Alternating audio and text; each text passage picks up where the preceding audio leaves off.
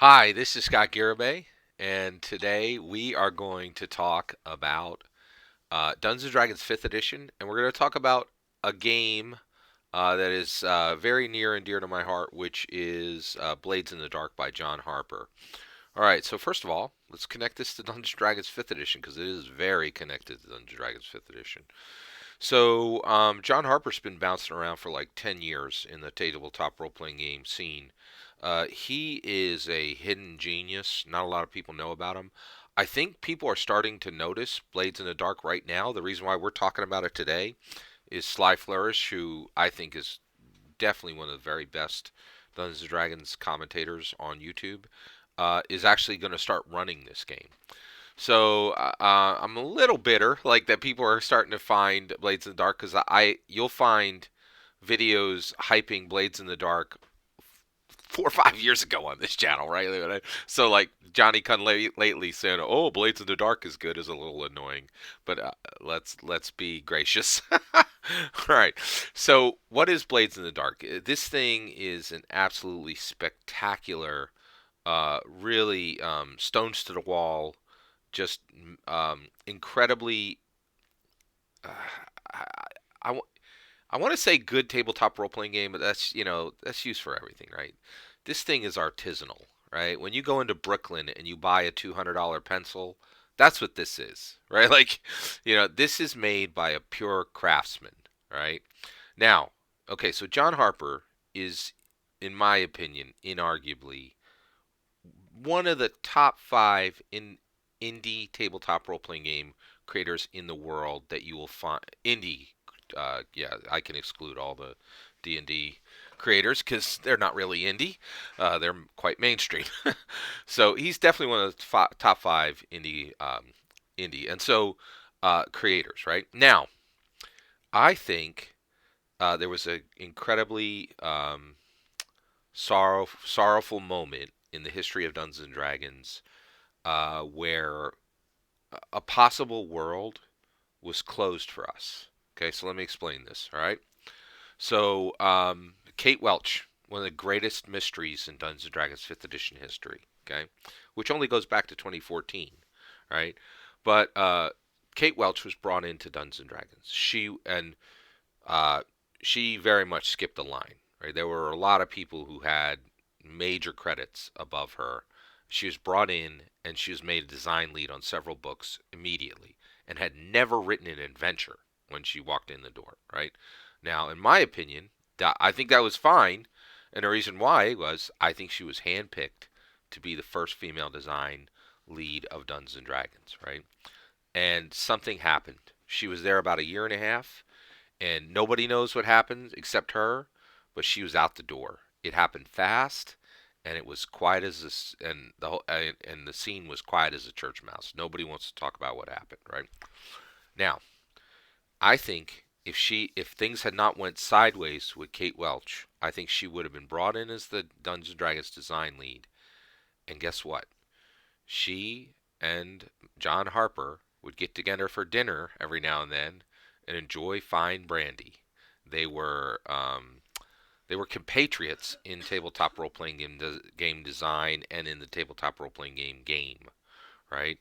And I think if she had made it to design lead on Dungeons and Dragons, she would have hired John Harper, who made the game you're looking at right now, Blades in the Dark.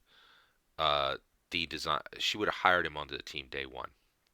So I think what you're seeing here is a lost future for what Dungeons and Dragons could have looked like in sixth edition. It won't happen now, and the reason why is I, I think I think Kate Welch was John Harper's ticket to D&D design team, right?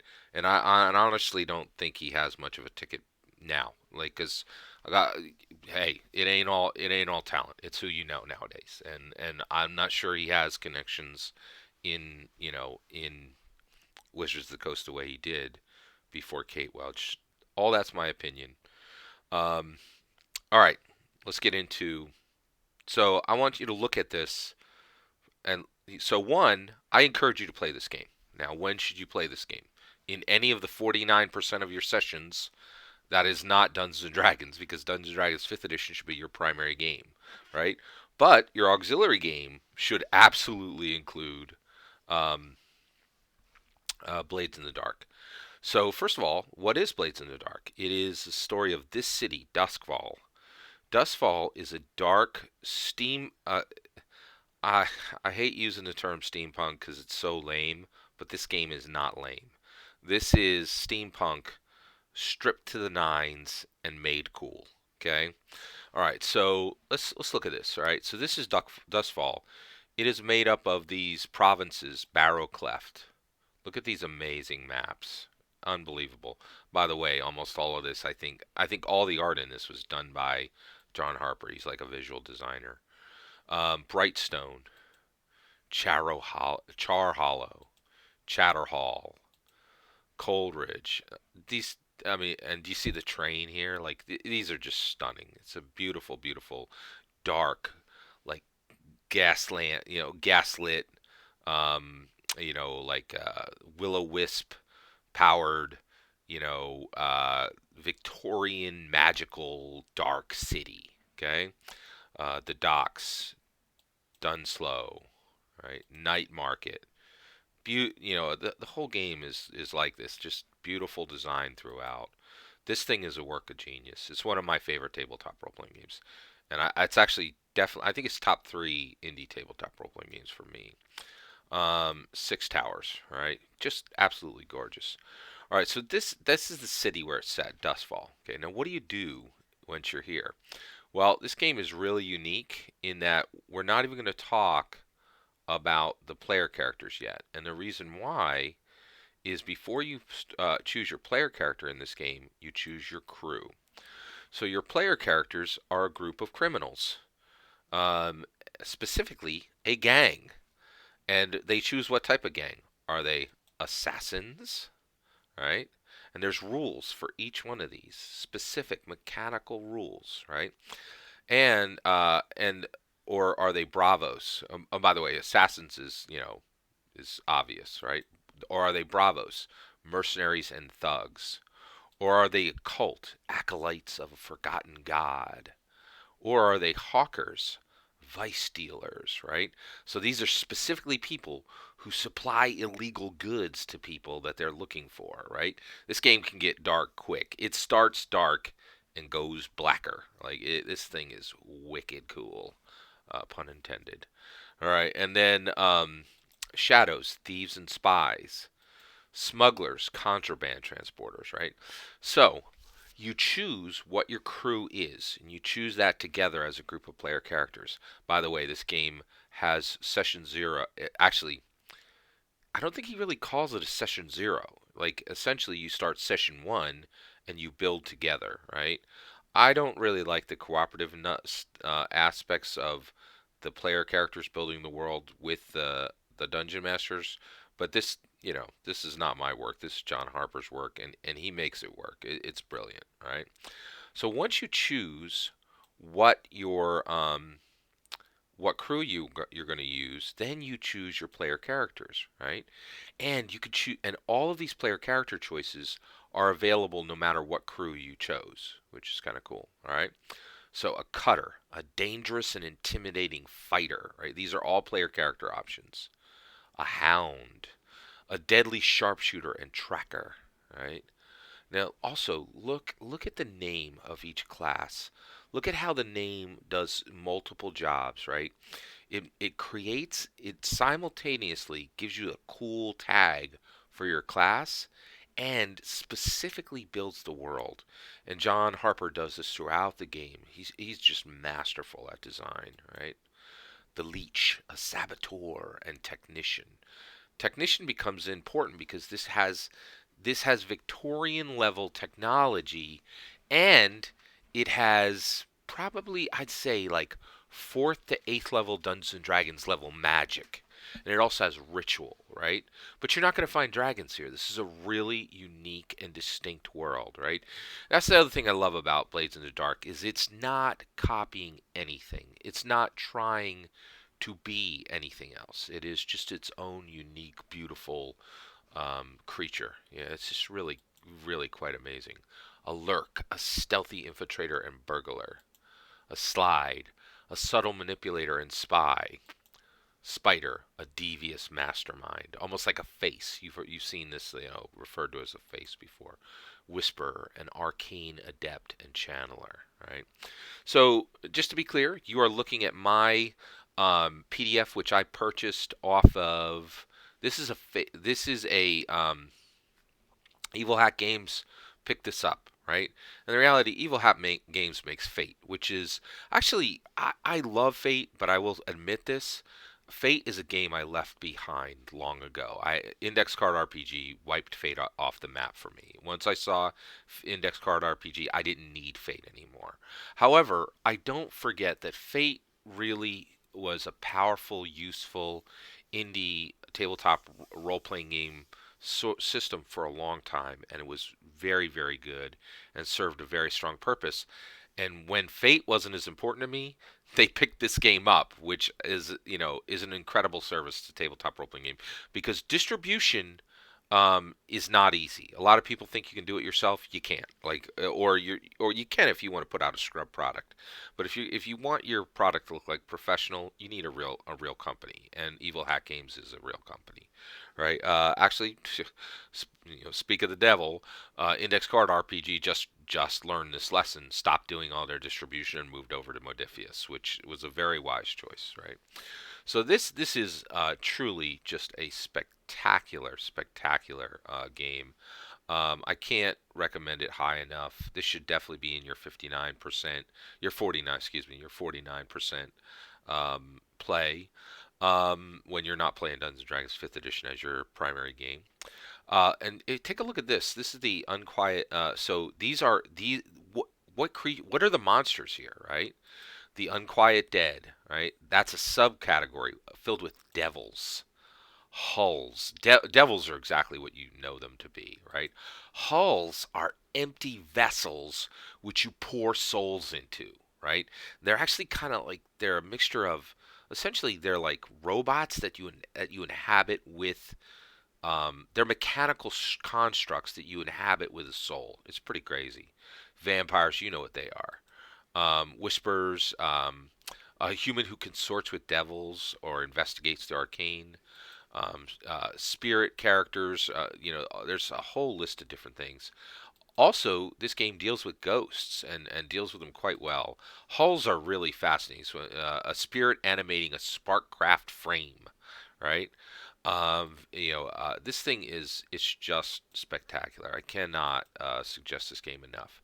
Just so you're, and you probably want to know what happens with this as far as the mechanics, right?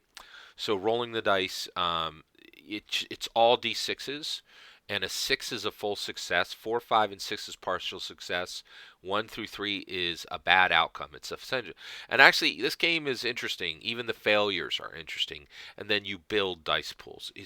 This thing is stunningly good. All right, now I'm not going to lie to you. This is a lot, right? And this is a spectacular game. It's got a few flaws. Let me list them off. Okay, just a warning.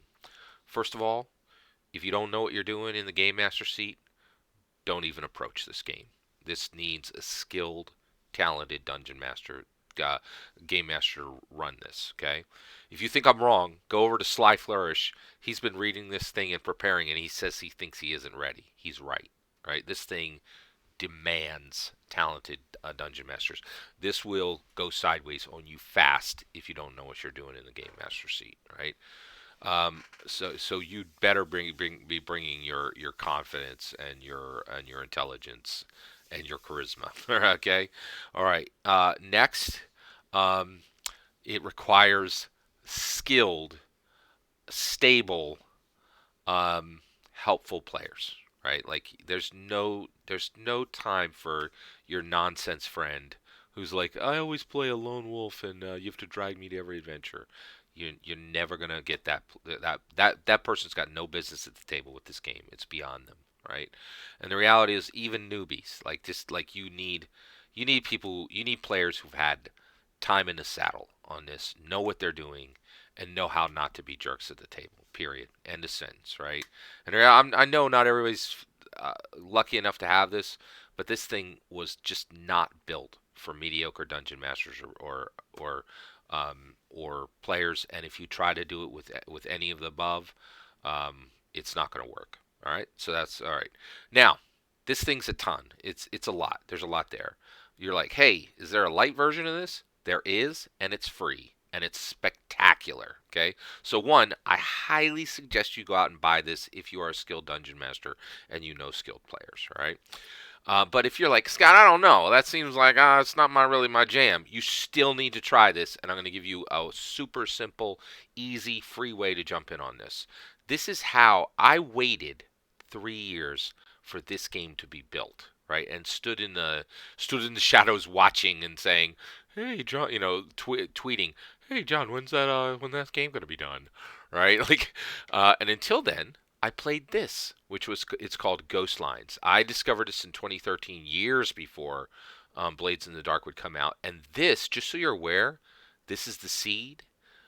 Blades in the Dark is the flower. And I feel proud of myself here because a lot of people have been talking about Blades in the Dark, but nobody's talking about Ghost Lines. Ghost Lines is Blades in the Dark in less than 10 pages, and it doesn't cost a dime. And John Harper gives it away for free. You can pick it up right now, today. It is spectacular. And if you read it, you will get like a quarter of the energy and juice that game has. And it'll let you play it a few times, a few fun sessions with your friends. You don't spend $1, right? And you will go buy Blades in the Dark when you're done with it. This is a beautiful, shining gem of a shrunk down mini game, and it is truly spectacular. Get it today. All that's my opinion. D&D 5e is your primary game. It's got to be that way for 100 million reasons, right? But in your 49%, Ghost Lines deserves your attention, and Blades in the Dark cannot be ignored. It's spectacular. All that's my opinion. I'd love to hear your thoughts. Let me know in the comments below. Please consider liking and subscribing, and have a wonderful millennium.